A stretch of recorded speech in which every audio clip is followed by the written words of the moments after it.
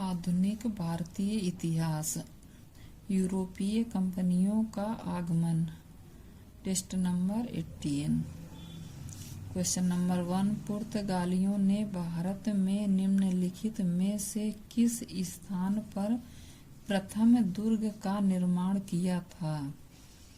अज्जी द्वीप में, कन्नानौर में, कोचीन में, गोवा में। तो ये जो प्रथम दुर्ग का निर्माण किया गया ये कोचीन में था। Option number C. पुर्तगालियों के भारत में प्रथम दुर्ग, भारत में प्रथम यूरोपीय दुर्ग भी इसको कहते हैं, का निर्माण अल्फांसो दी अल्बुकर्क, इस समय वो गवर्नर नहीं था, अल्फांसो दी अल्बुकर्क द्वारा 1503 में कोचीन में कराया गया था। हुगली को बंगाल की खाड़ी में समुद्री लूटपाट के लिए किसने अड्डा बनाया था? पुर्तगालियों ने, फ्रांसीसियों ने, डेनमार्क वासियों ने, अंग्रेजों ने। तो ये बनाया था पुर्तगालियों ने। Option number A. भारत के साथ व्यापार के लिए सर्वप्रथम संयुक्त पूंजी कंपनी किन लोगों ने आरंभ की? नंबर आ पुर्तगाली, बी डच, सी फ्रेंच, डी डेनिश। तो ये थे Dutch.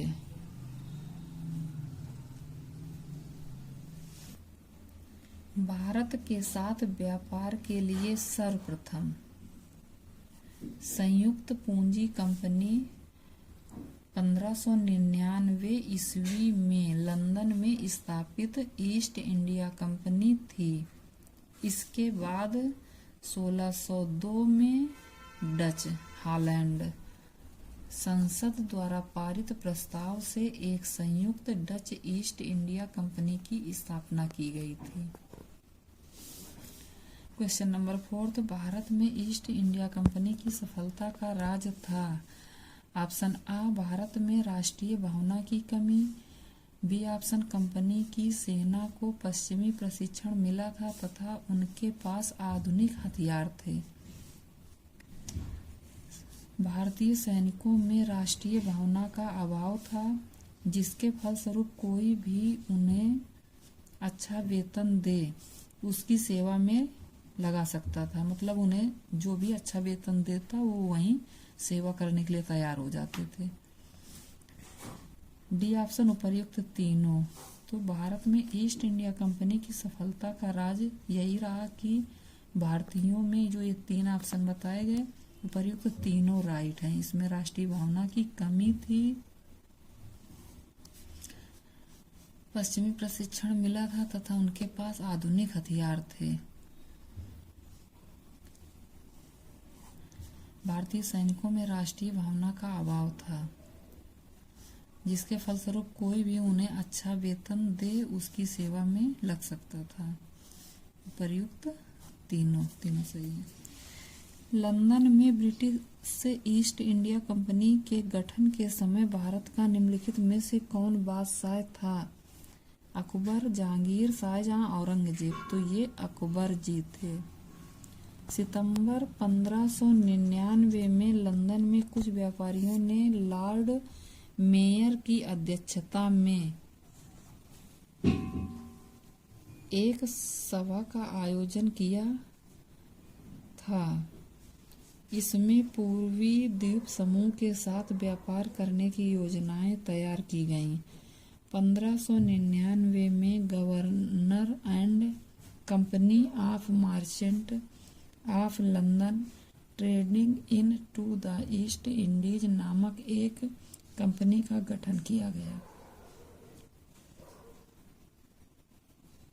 Governor and company of merchant of London trading into the East Indies नामक एक कंपनी का गठन किया गया था। इस दौरान भारत का बादशाह अकबर था। अकबर का कार्यकाल 1556 से 1605 था और कंपनी की स्थापना 1599 में इसी बीच हुई है।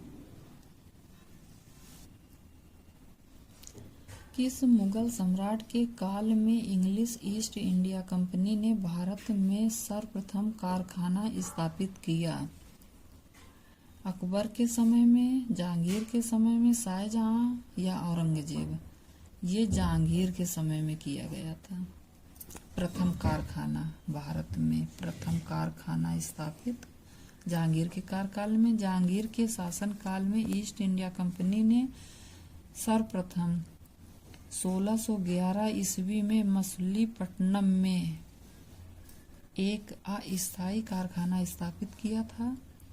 1613 ईस्वी में सूरत में स्थापित कारखाना अंग्रेजों का प्रथम स्थायी कारखाना था।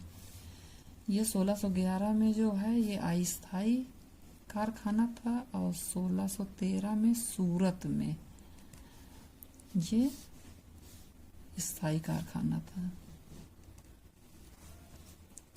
ब्रिटिश ईस्ट इंडिया कंपनी ने बम्बई किससे लिया था? डचों से, फ्रांसीसियों से, डेनिश से, पुर्तगालियों से? तो ये पुर्तगालियों से लिया था।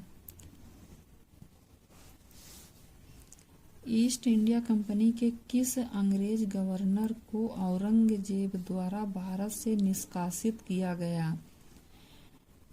आंगियर, sir John Child, sir John Gayer, sir Nicholas Waite? तो ये सर जॉन चाइल्ड थे। बम्बई के अंग्रेज गवर्नर जॉन चाइल्ड ने 1688 ईस्वी में बम्बई और पश्चिमी समुद्र तट के मुगल बंदर गाहों का घेरा डाला तथा मक्का जाने वाले हज यात्रियों को बंदी बनाने का प्रयास किया। फलस्वरूप उसे औरंगजेब ने भारत से निष्कासित करने का आदेश दिया था। मुगल शासक औरंगजेब के सामने उसे विवश होना पड़ा और माफी मांगनी पड़ी। इंटरपोलर कौन थे? ईस्ट इंडिया के असंतुष्ट कर्मचारी, चीन के साथ व्यापार करने वाले लोग, एशिया में मुक्त व्यापार करने वाले अंग्रेज व्यापारी? इनमें से कोई नहीं। तो इंटरपोलर ये एशिया में मुक्त व्यापार करने वाले अंग्रेज व्यापारी थे। किन चीजों का निर्यात ईस्ट इंडिया कंपनी भारत से करती थी? सूती कपड़ा, नील, कच्चा रेशम या कॉफी? तो इसमें सूती कपड़ा, नील, कच्चा रेशम, ये 3 ऑप्शन 1 2 3 4 नहीं है, तो ऑप्शन नंबर ए इसका करेक्ट होगा। सूची फर्स्ट और सेकंड को सुमेलित कीजिए। सूची फर्स्ट है, ये सेकंड है। Dutch, English, Portuguese, French, Goa, Pondicherry, Hooghly, Chinsurah. तो ये डच जो है ये 4th चिनसुरा, यहाँ पर इन्होंने अपनी फैक्ट्री लगाई थी। और इंग्लिश ये हुगली, पुर्तगीज गोवा, फ्रेंच पांडिचेरी। ए का फोर्थ ऑप्शन नंबर सी में है केवल 4th, तो ये ऑप्शन सी नंबर करेक्ट होगा इसका। ए का 4th है, बी का 3 है, सी का 1 से सुमेल, डी का 2 से, ये सही है। बीजापुर के शासक से गोवा को छीनने वाला प्रथम यूरोपियन कौन था? Albuquerque, Austin, Gemelli, Careri, Vasco da Gama? तो ये थे अल्बुकर्क। भारत आने वाले प्रथम अंग्रेजी जहाज का क्या नाम था? Flower First, red dragon, Hindustan, Elizabeth. तो प्रथम अंग्रेजी जहाज का नाम रेड ड्रैगन था। B option correct. वह अंग्रेज यात्री जो तुर्की तथा फारसी भाषा का विद्वान था।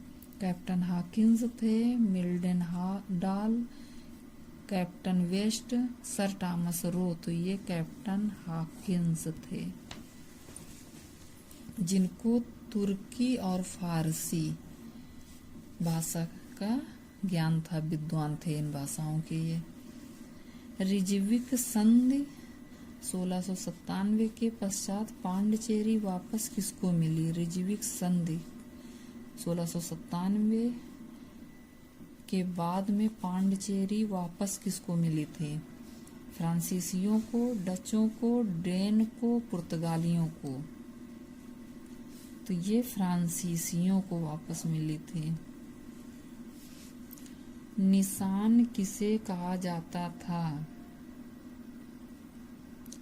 अंग्रेजों का झंडा था, अंग्रेजी जहाजों में प्रयुक्त एक विशेष प्रकार का चिन्ह था, पुर्तगालियों को मिला एक फरमान था, या अंग्रेजों का बंगाल, बिहार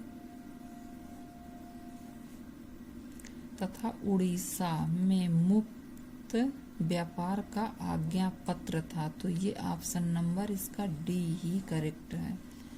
निशान इसी को कहा जाता था। अंग्रेजों का बंगाल, बिहार तथा उड़ीसा में मुफ्त व्यापार का आज्ञा पत्र को निशान कहते थे।